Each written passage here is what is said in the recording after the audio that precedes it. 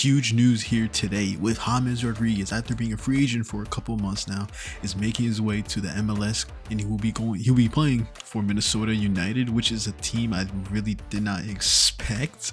There are rumors of players rejecting offers from Minnesota because of everything that was happening from there. And then you have a player like James Rodriguez, who's one of the most followed people on Instagram, has a huge fan base, has been, he played in Real Madrid, he's played in Bayern Munich, he's played in the top teams, he's won top trophies, he's won big trophies.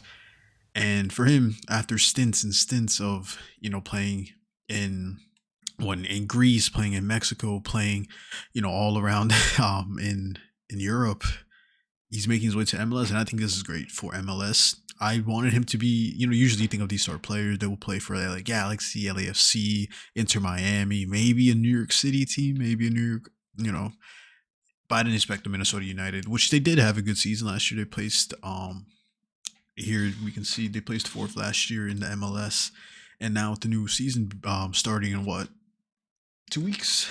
So I think it's great, huge news for the league as a whole. You need a player like that caliber. Maybe he's not going to be performing to the extent of that prior James that people know, but I think it will bring in huge fans, and the name of James Rodriguez is still huge. He still plays amazing for Colombia at his age.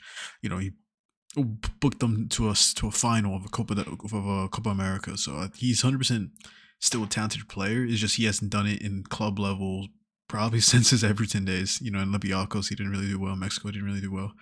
So hopefully he carries, I guess, that playing wise he does for Colombia into the MLS, because